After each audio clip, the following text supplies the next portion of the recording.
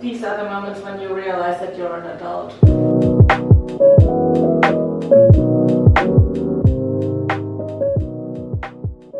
What happens if you procrastinate for years and suddenly have to face all of these things? When you need to dig out the most uncomfortable tasks that you successfully push to the back of your mind for so long. That's what I'm going to find out in a self-experiment.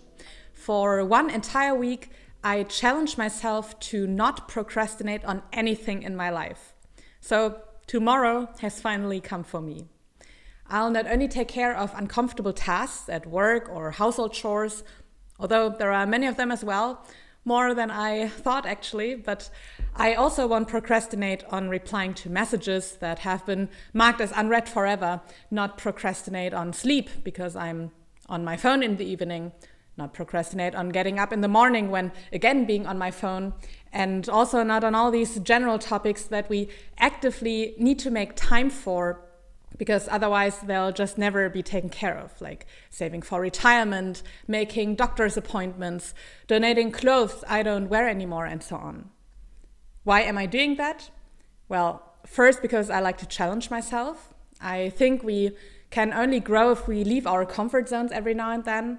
But also there have been so many things I've been procrastinating on that pile up, and it just becomes more and more uncomfortable to tackle all of these things. So it's kind of a fresh start and an attempt to overcome this perpetual self-sabotage and avoidance behavior. Tomorrow for sure. Eventually. It's no secret that the unhealthy form of procrastination goes hand in hand with avoiding difficult emotions like fear of failure or anxiety. And I decided to not let myself be held back by these things anymore. Let's see how that goes. Of course, I prepared myself. I made a list with all the things I've been procrastinating on beforehand. And guess what? I thought, hey, that's annoying, but it's manageable. I can do this in 1 week. Until over the next few days, so many other things popped up in my head that I've already forgotten. It's like opening a bottle of ketchup. You know, first you shake it a bit just to get a few drops out of it, and then if you just wait a few seconds longer, suddenly an entire avalanche comes out. That's exactly how it felt. And ironically, during my preparation, I realized at some point that I was procrastinating even more these past few weeks to save some work for the actual experiment. I'm sure I'm going to regret that. One thing that I already realized is that setting priorities is key here. When looking up the definition for procrastination, you'll find that it's the action of delaying or postponing something. But then, strictly speaking, anything can be procrastination if it's not what you initially intended to do.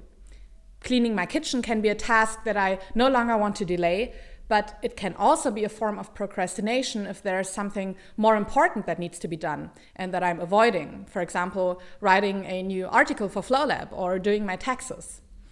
So I wanted to specify that a bit and see procrastination as postponing something that I initially intended to do. My golden rule will be to keep the commitments I made to myself. And to add a little structure to it and make it more fun, I decided to approach this week more like a game. And every game has certain rules.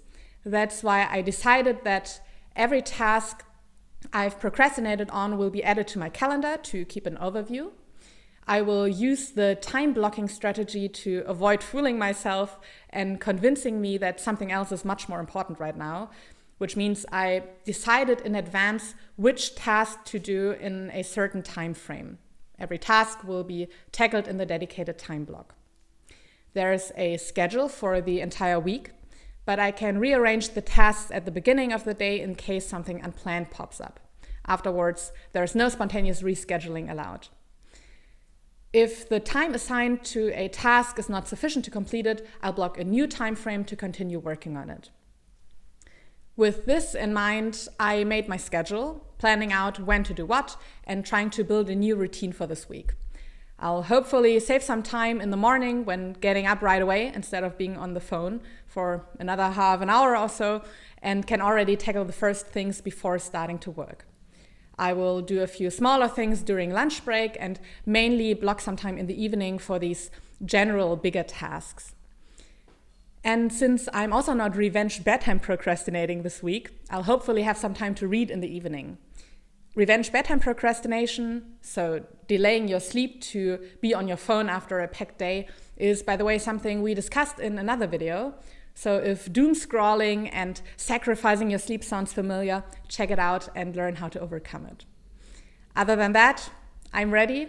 There are no excuses.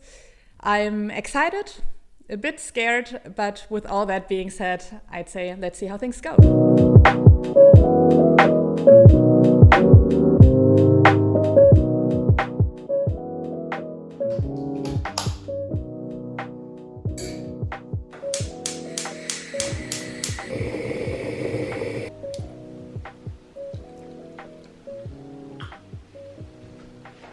All right, this is day one. My list for today is quite long, so I'm very curious to see whether my time planning will work out.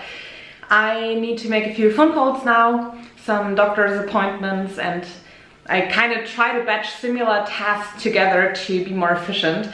So there's another phone call I need to make because I still have a bank account in the Netherlands where I used to live 5 years ago. And of course I forgot my login details, I don't have a valid card anymore, the perfect conditions to close a bank account. And they also don't have an email address, and I'm also not in the Netherlands in the foreseeable future, so I need to make a very expensive phone call. See, this is really the annoying thing about procrastination, it just becomes worse and worse and much more complicated. And it turned out to be indeed much more complicated than I hoped.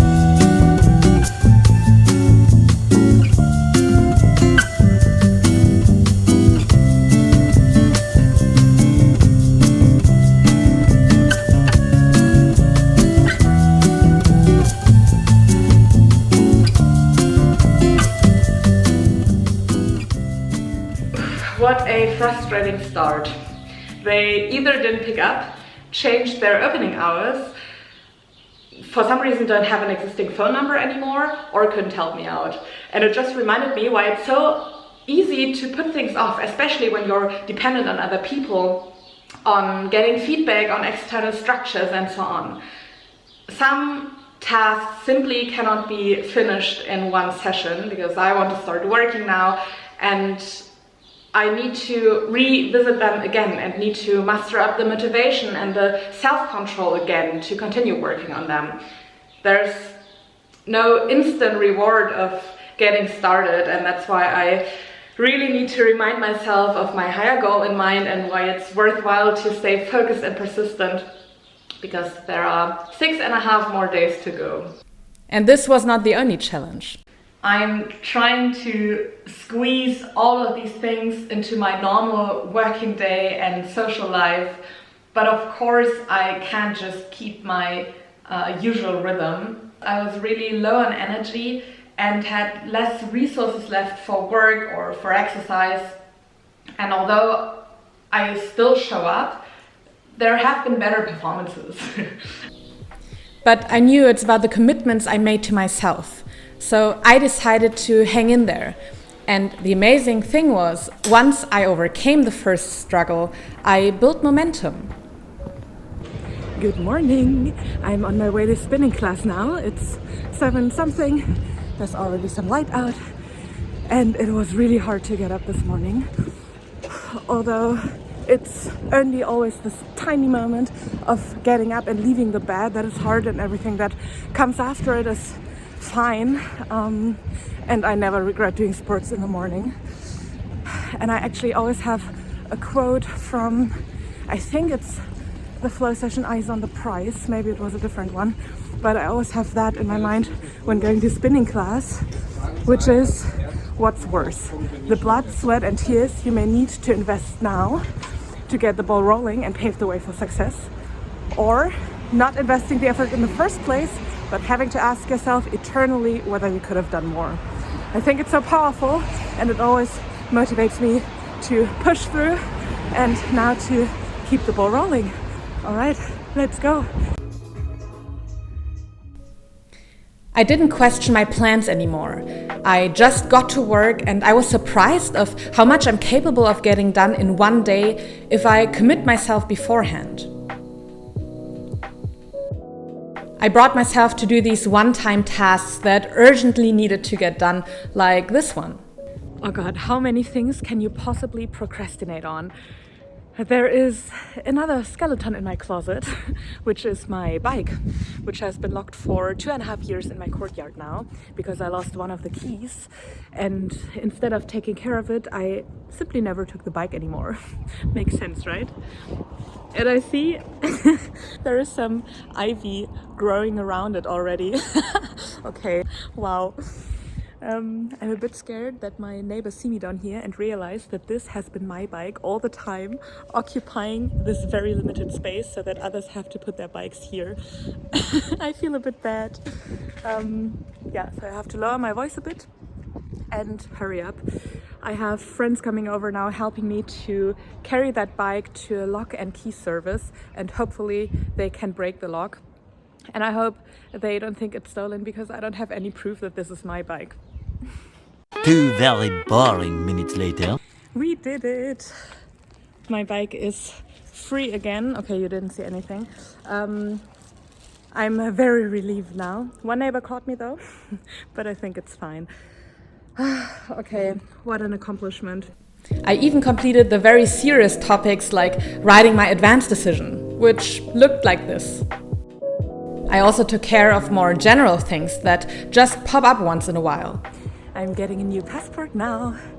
Not that this is the time to travel, but that's also why I put it off, and I think it will feel great that I can finally tick it off my list.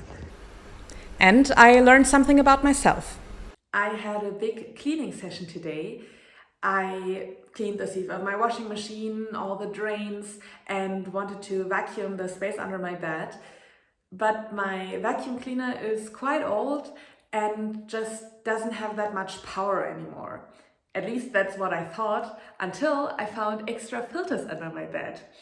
Exactly where they're supposed to be. And it honestly took me more than half an hour to exchange the filters because the different parts were so dusty by now that they got stuck together. But I made it, and now it's working perfectly fine again. And it really opened my eyes because I already scheduled a time slot to bring that vacuum cleaner to the recycling depot, so I was willing to throw that away, although it was just me not taking care of it enough. So it's kind of embarrassing because I usually see myself as a person who at least tries to live more sustainably, but I'm still sharing that with you because maybe you also have certain devices that you could treat with a little bit more love, so we don't have to throw away stuff that is still working. I also realized something else though. The entire week I tried to follow my plan, to keep my promises and rigidly follow the rules that I formulated in the beginning. I was so focused on not procrastinating that I overlooked the value of getting lost in an activity every once in a while, of remaining at least a bit flexible in my time planning. Especially for the evening activities, I became sloppy with time boxing and took much longer for certain tasks than intended. Although I started them on time, I often ignored the clock when it was time for reading or getting ready for bed because I really wanted to finish that task. At first, I was annoyed that I didn't stick to my plan. I already had that realization in the beginning. A task that I once procrastinated on can become procrastination itself when I delay something else for it. However, what I missed earlier was that the reason for procrastination matters as well.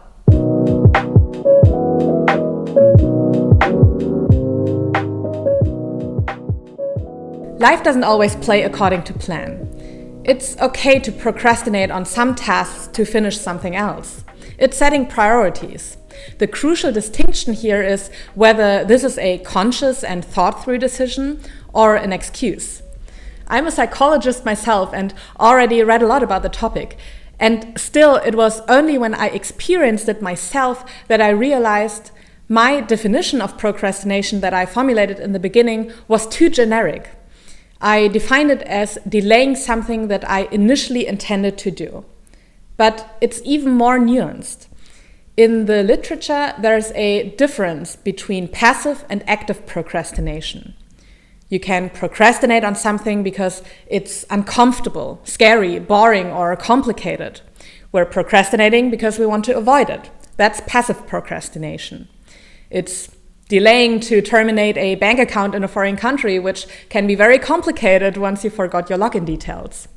But there's also active procrastination. Delaying something because you hope for better outcomes. Delaying sleep to finish household chores if you deem that more important, or going to a demo instead of spending time in nature, although you depart from your initial plan. So one takeaway is that it's okay to drop the rules I said in the beginning, if for the right reasons.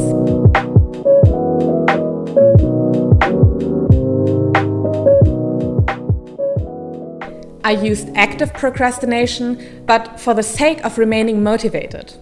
If I cut off an activity just to keep up with my schedule, I'm sure I would have been more frustrated to have a half-finished task waiting for me next time. By deciding to depart from my schedule, I was not only able to finish the tasks, but also to maintain the feeling of momentum and even to find flow. In the end, I realized that I didn't do this week to live according to rigid rules. I did it to make progress, to set things in motion. And it helped me to develop motivation to keep up with the next task on my list as well. So briefly, my goal for this week shifted from not procrastinating towards maintaining the feeling of momentum.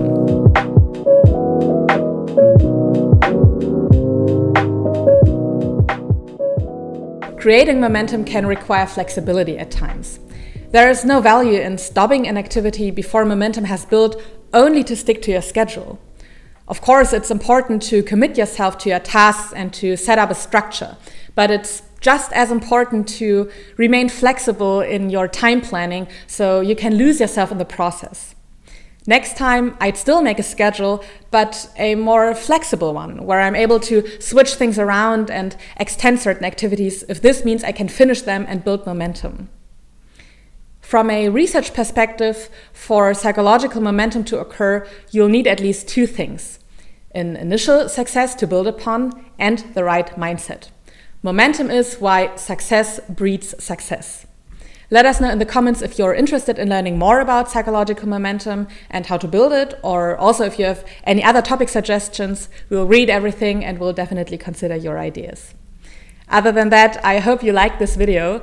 Feel free to comment your most uncomfortable task that you've procrastinated on. And if you want to see more self-experiments or similar content on our channel, leave a thumbs up and share this video with whoever you think might be interested in it as well. We're always happy for your feedback.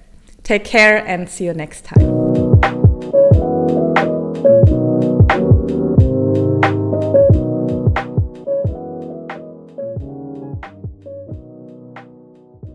Requiring because my focus was to get